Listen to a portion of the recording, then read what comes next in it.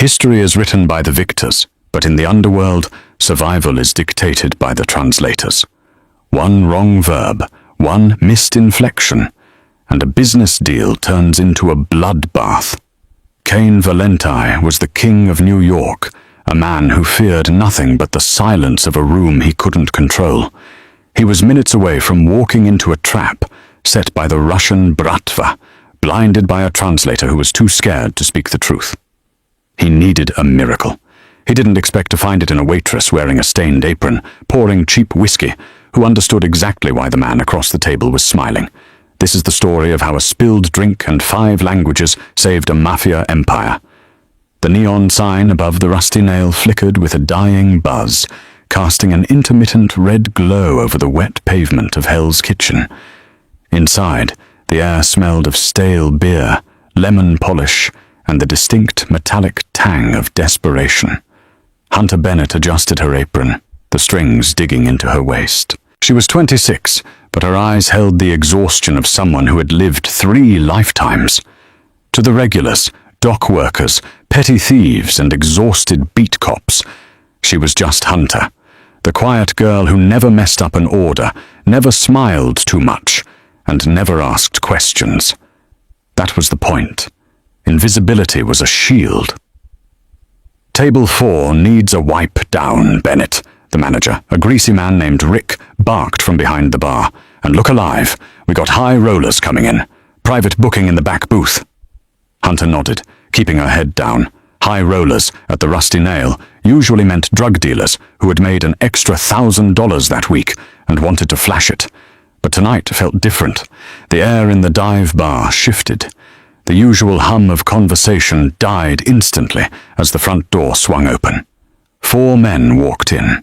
They didn't move like the local dealers. They moved like predators entering a pen of sheep. They wore suits that cost more than the building. Italian wool, bespoke cuts that hid shoulder holsters perfectly. In the center was Cain Valenti. Hunter froze near the jukebox. Everyone knew the face. It had been plastered across the New York Post 6 months ago during the racketeering trials, usually accompanied by headlines like "The Untouchable Don." He was taller in real life, his presence sucking the oxygen out of the room. He had dark hair swept back, a scar cutting through his left eyebrow, and eyes that scanned the room with terrifying precision. "Back booth," Cain said. His voice was low, a rumble of gravel. "And clear the room. Everyone out." His guards didn't have to ask twice. They moved through the bar, flashing guns tucked into waistbands. Patrons scrambled, leaving half-finished beers and change on the tables. "You too, sweetheart." One of the guards, a stocky man with a broken nose, grunted at Hunter. "Leave her," Cain said, sliding into the red leather booth in the back corner. He didn't look at Hunter. He looked at his watch. "Someone needs to bring the drinks. Just keep her out of earshot until we need refills." Hunter felt a cold shiver trace her spine. She should have run. She should have walked out the back door and never come back. But the rent on her studio apartment in Queens was 2 weeks late, and Rick would fire her without hesitation. She retreated to the far end of the bar, pretending to clean glasses. 10 minutes later, the second group arrived. They were different. Lighter hair, harsher faces, smelling of expensive cologne and cold tobacco. Russians, the bratva. Leading them was Nikolai Volkov, a man known for feeding his rivals to pigs in the marshes of Jersey. The atmosphere in the bar became brittle. One wrong move, and the glass windows would be painted red. Cain sat opposite Nikolai.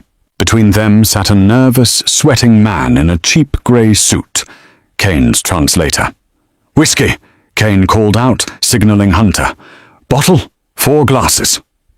Hunter grabbed a bottle of Macallan, the only good stuff they kept in the safe, and 4 tumblers. She walked towards the booth, her heart hammering against her ribs. She kept her eyes on the tray. As she approached, the conversation stopped. She set the glasses down. Her hands didn't shake. She had been trained better than that. "Tell him," Cain said to his translator, leaning back, "that I am willing to open the Newark ports for his shipping containers. But the tax is 20%. The translator, a man Hunter heard them call Benny, swallowed hard. He looked at Nikolai and spoke in Russian. He says you can use the ports. He asks for 20%. Nikolai laughed. It was a wet, ugly sound. He turned to his own lieutenant and spoke rapidly in Russian, his voice too fast for Benny to catch the nuance. Tell the American dog he is dreaming. We will take the ports, and once he signs the access papers tonight, we will slit his throat in the parking lot. Hunter's hand froze on the bottle of Macallan. Nikolai turned back to Kane, smiling a wide, shark-like grin. He spoke in Russian again, slower this time, for Benny. Tell him we accept his terms. We are happy to do business. Benny, the sweat now dripping down his temple, turned to Kane. Boss, Nikolai says he is honored. He accepts the 20%. He says you are a generous man. Kane nodded, his shoulders relaxing slightly. He reached into his jacket pocket and pulled out a gold fountain pen and a folded document. Good, Kane said. Let's sign. He uncapped the pen. The tip hovered over the paper. Hunter looked at the Russian. He was gripping a steak knife under the table, his knuckles white. If Kane signed, he died. If he died, the witnesses died. That meant Hunter died. The training she had buried for 5 years, the lessons from her father, the diplomat, before he was assassinated in Belgrade, kicked in. Hunter slammed the whiskey bottle down on the table. The sound cracked like a gunshot. Don't sign it, she said. The silence that followed was absolute. Kane slowly turned his head to look at her. For the first time, he actually saw her. Not as a waitress, but as an obstacle. His eyes were the color of ice. Excuse me? Kane asked, his voice dangerously soft. Get the girl out of here, the guard with the broken nose snarled, stepping forward. He's lying to you, Hunter said, her voice steady, though her knees were trembling. She switched her gaze to Benny, the translator, and he is incompetent. Benny turned red. You shut your mouth, bitch. I speak fluent. Hunter ignored him. She looked directly at Kane. The Russian didn't say he honored your terms. He said, tell the American dog he is dreaming.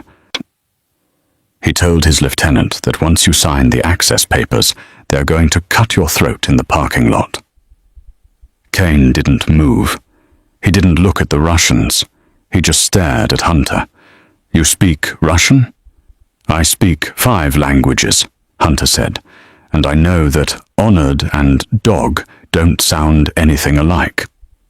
Nikolai, realizing the tone had shifted, barked something in Russian. What is the whore saying? Without hesitation, Hunter replied in flawless, crisp Russian. Her accent wasn't the rough street slang of Moscow. It was the refined high society dialect of St. Petersburg. I am telling him that you lack the honor to do business like a man, Nikolai Volkov. So you resort to knives under the table. Nikolai's face went purple. He stood up, knocking the table. Who are you? Kane raised his hand.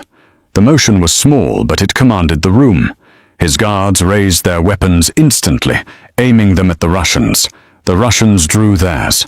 The bar became a standoff. Kane looked at Benny. Is she telling the truth? Benny was hyperventilating. Boss, They speak so fast. Dialect is heavy. I thought, get out, Kane said. Boss, run, before I change my mind. Benny scrambled out of the booth and bolted for the door. Kane turned his gaze back to Hunter. He looked at her cheap uniform, her messy bun, the stain on her apron. Then he looked at the calmness in her eyes. Sit down, Kane commanded. I have tables to clean, Hunter said. Kane pulled a gun, a matte black Glock, and set it on the table. I said, sit down. You are my translator now. Hunter hesitated, then slid into the booth where Benny had been. She was sitting next to the most dangerous man in New York, across from the most dangerous man in Moscow. Ask him, Kane said, his eyes never leaving Nikolai, if he wants to renegotiate, or if he wants to die in a dive bar in Hell's Kitchen. Hunter turned to Nikolai. She channeled her father's voice, the diplomatic coldness that could freeze a room. Mr. Valenti wishes to know if you would prefer a new arrangement. or if you wish for this to be your final meal. Personally, I wouldn't recommend the fish. A flicker of amusement crossed Nikolai's face. He respected strength, he respected audacity, and he was clearly confused by the waitress who spoke like a czarina. Nikolai sat back down slowly. He released the knife he was holding under the table. "Tell him," Nikolai grunted, 30% tax, and I want access to the Queen's warehouse." Hunter turned to Kane. "He counters with 30% and wants the Queen's warehouse." Kane tapped his finger on the gun. "Tell him 25%, and the Queen's warehouse is full of my mother's furniture. He can have the Bronx depot." The negotiation lasted an hour. Hunter translated back and forth, filtering out the insults, smoothing over the jagged edges, and ensuring clarity. She was brilliant. She was precise. Finally, hands were shaken. No papers were signed. The trust was gone. But an accord was reached. Nikolai stood up, buttoning his jacket. He looked at Hunter with a strange expression. "You are wasted pouring drinks, girl." He left with his entourage. The door swung shut. The silence returned. Kane Valenti didn't move. He poured himself a glass of Macallan and drank it in one shot. Then he turned to Hunter. "Who are you?" he asked. "Just a waitress," Hunter said, standing up. "I need to get back to work." "No," Kane said. He stood up, towering over her. "You just saved my life, and you heard the details of a multi-million-dollar criminal conspiracy." "I have a bad memory," Hunter said quickly. "I've already forgotten it." Kane signaled his guards. "Grab her coat." "Excuse me?" Hunter stepped back. "You aren't safe here," Kane said, his voice flat. "Volkov knows your face. He knows you embarrassed him. If I leave you here, you'll be dead by morning." "That's my problem," Hunter snapped. Kane stepped closer. He smelled of gunpowder and expensive sandalwood soap. He reached out and touched her chin, tilting her face up. "It's my problem now," he said. "You're coming with me." Hunter sat in the back of an armored SUV, sandwiched between Kane and the window. The city lights blurred past, streaks of gold and white against the darkness. She clutched her worn canvas backpack to her chest. It contained her entire life, a change of clothes, a passport under the name Emily Vance, and a locket with a picture of her parents. "Where are we going?" she asked, breaking the silence. Kane didn't look up from his phone. He was typing furiously. "A safe house, until I figure out what to do with you." "I can't go to a safe house. I have a cat," Hunter lied. Kane glanced at her. "We'll buy you a new cat. You can't just buy a—" Hunter stopped. Arguing with a mafia don was a futile exercise. They drove for 40 minutes, leaving the city behind for the winding roads of Long Island. They pulled up to a massive estate, gated and guarded. It wasn't a house, it was a fortress disguised as a mansion. The car stopped. A guard opened the door. "Welcome to Purgatory," Kane muttered. He led her into a foyer that was bigger than her entire apartment building. Marble floors, crystal chandeliers, art that belonged in museums. It was cold, sterile, and imposing. "Marco," Kane called out. A tall, thin man in a pristine butler's uniform appeared. "Yes, sir?" "Set up the blue room for Miss—" Kane paused, looking at Hunter. "I don't even know your name." "Hunter," she said. "Hunter Bennett. Miss Bennett." Kane finished. "Get her some clothes. Burn what she's wearing. She smells like stale beer." Hunter bristled. "This apron costs $15. "I'll reimburse you," Kane said dryly. "Marco, make sure she eats. I have business to attend to." He started to walk away toward a set of double oak doors. "Wait," Hunter called out. Kane stopped and turned. "Why?" she asked. "Why didn't you just kill me? It would have been easier." Kane looked at her for a long moment. His expression was unreadable. "Volkov was right," he said. "You were wasted pouring drinks. I need a translator, Hunter. My last one resigned tonight. You have the job." "I didn't apply." "In my world," Kane said, a ghost of a smile touching his lips, "you don't apply." You're chosen." He disappeared into his office. Hunter was led upstairs to a room that looked like a suite at the Ritz. She showered, scrubbing the scent of the rusty nail off her skin. She put on the silk robe Marco had left for her. She walked to the window. Below, guards patrolled the perimeter with Rottweilers. She was trapped. But as she looked at her reflection in the glass, Hunter knew the truth.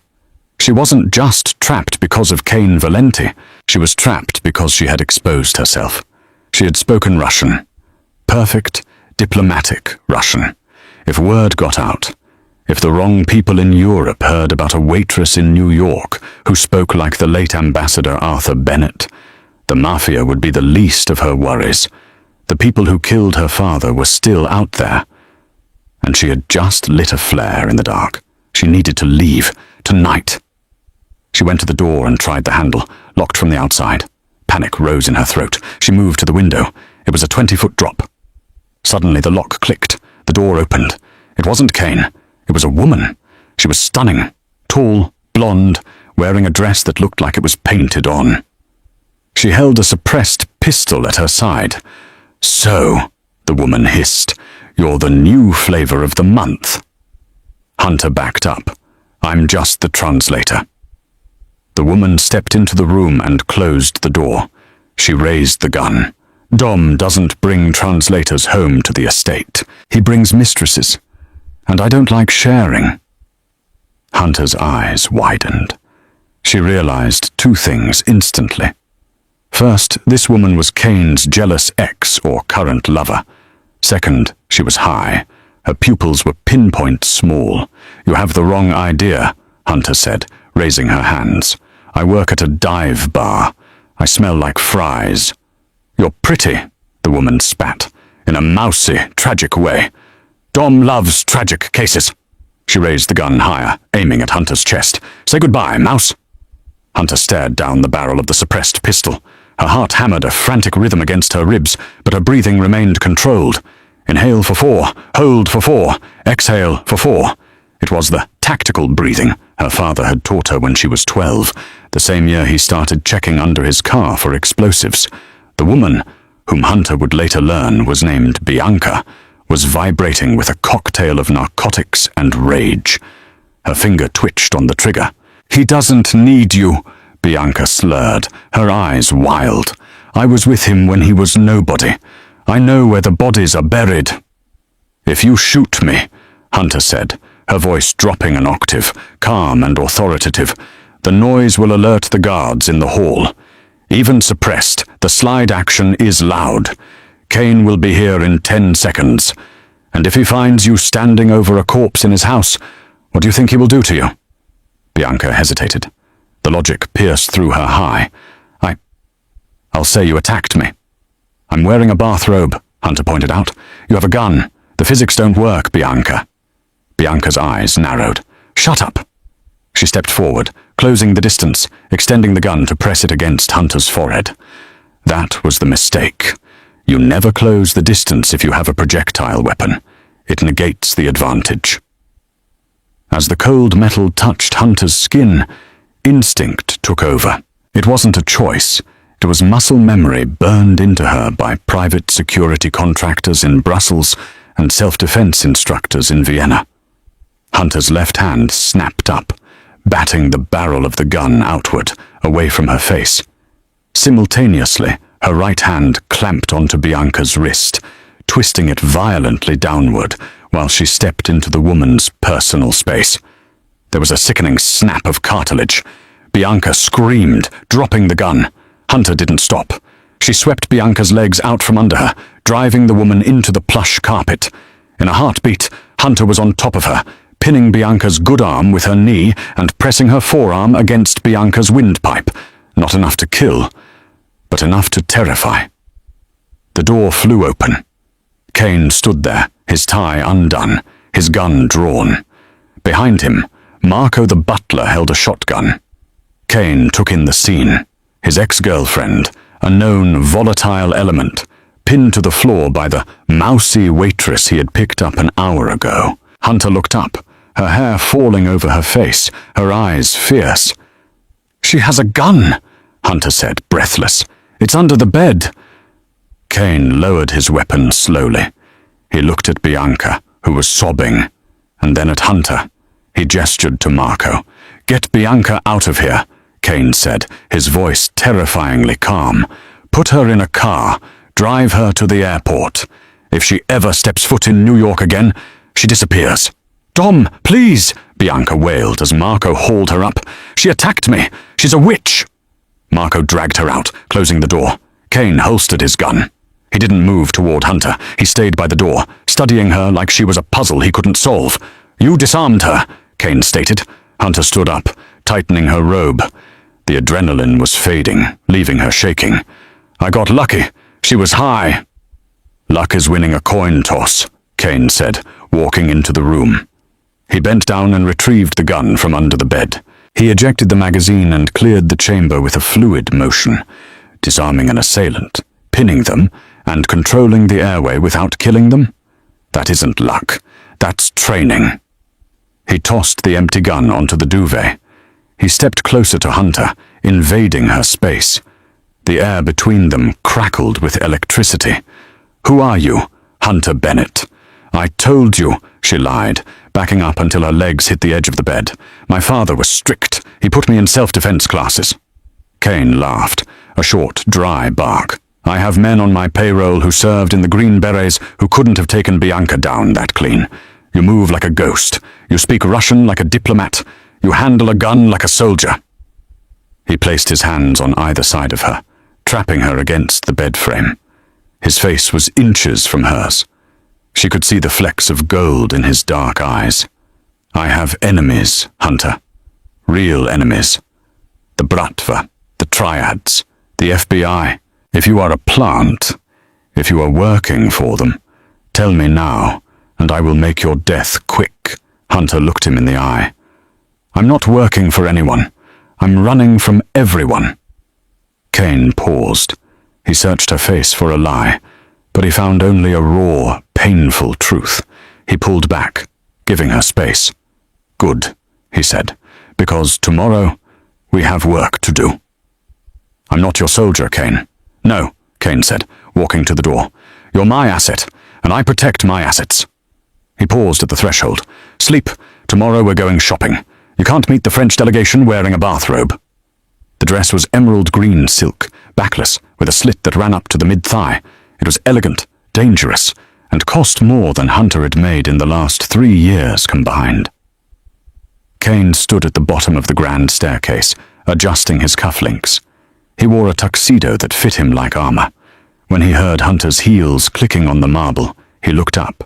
For a moment, the King of New York looked struck dumb. Hunter descended slowly. Her hair was swept up in a complex chignon, revealing the long, elegant line of her neck. She wore diamond drop earrings that Marco had provided from the family vault. "Don't stare," Hunter said as she reached the bottom step. "It's unprofessional." Kane cleared his throat, regaining his composure. "I'm checking for wires. Turn around." Hunter rolled her eyes but spun in a slow circle. Kane watched the silk ripple over her curves. "Clean," he muttered. "Let's go." The venue was Le Bernardin, one of the most exclusive restaurants in Manhattan. Kane had rented out the entire private dining room. In the car, Kane briefed her. "We are meeting Jean-Paul Gaultier, not the designer, the head of the Corsican Union. They control the heroin trade coming through Marseille. They want to move product through my concrete business." "And you want to say yes?" Hunter asked. "I want to say maybe," Kane said. "I need to gauge them. The Corsicans are notorious for smiling while they poison your wine. They speak a specific dialect mixed with street slang. Can you handle it?" "I spent a summer in Corsica," Hunter said, looking out the window. "I know the dialect." "A summer in Corsica," Kane mused. "Most waitresses spend their summers at Coney Island." They arrived. The restaurant was dimly lit, quiet and tense. 4 men sat at a round table. They were older, scarred, drinking red wine that cost $500 a bottle. Jean-Paul was a heavy-set man with a moustache and eyes like beads of oil. He stood up when Kane entered, but his smile didn't reach his eyes. "Monsieur Valenti," Jean-Paul said in heavy French, "you bring a woman to a war council."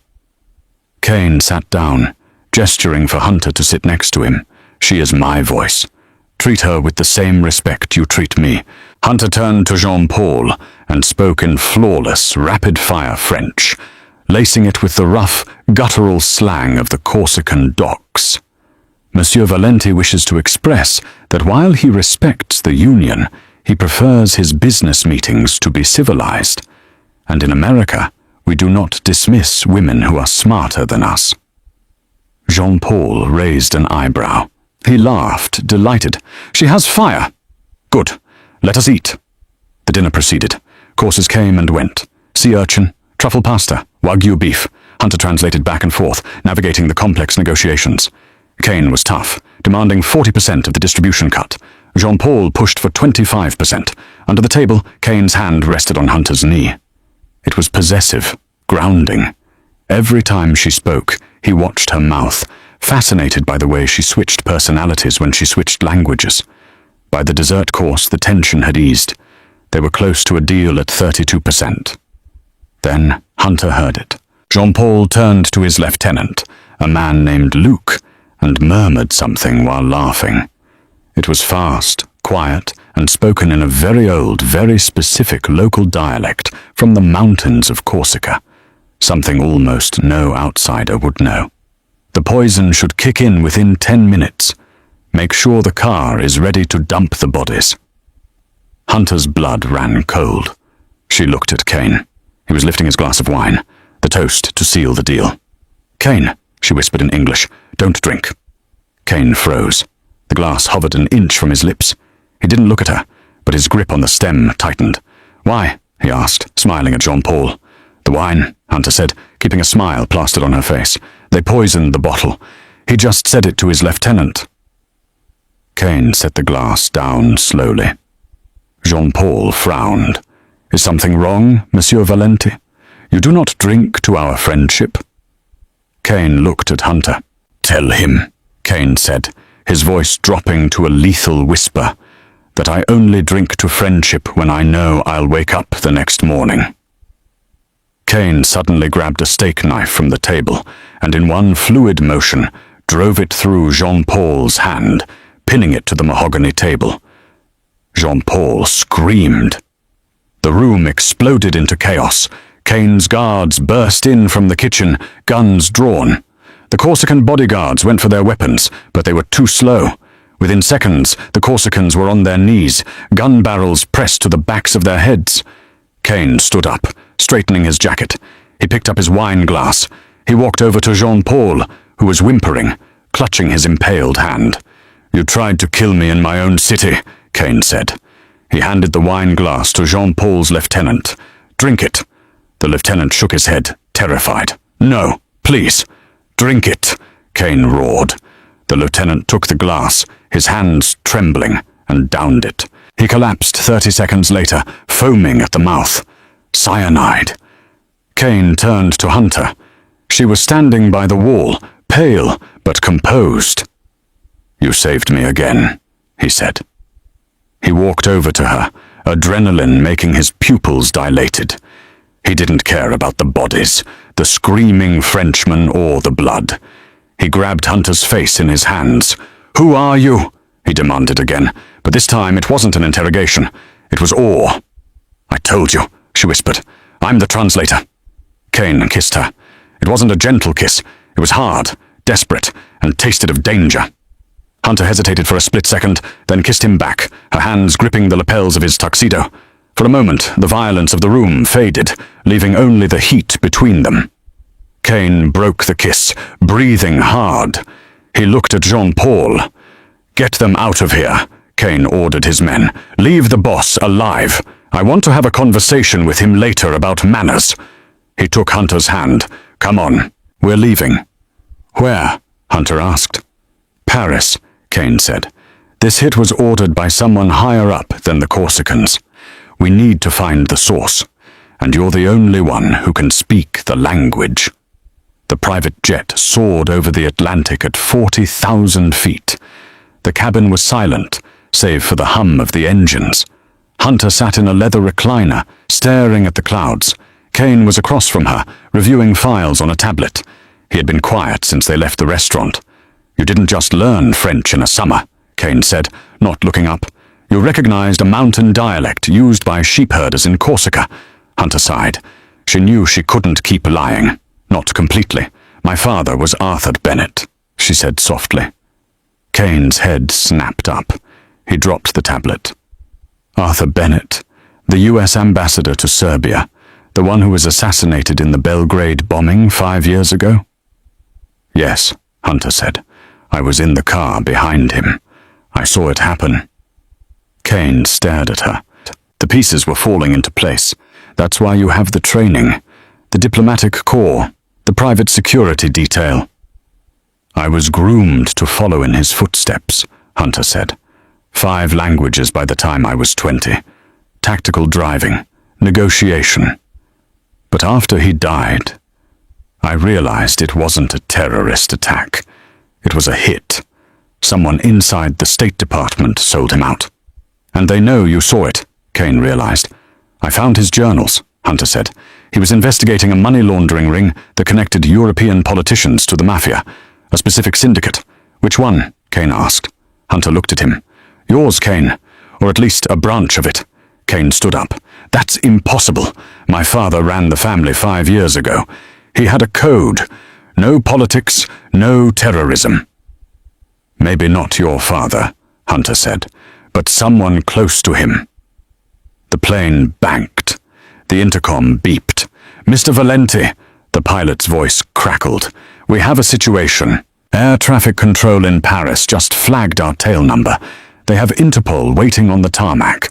Kane swore. "They found us." "It's not Interpol," Hunter said, standing up. "Real Interpol wouldn't flag the plane.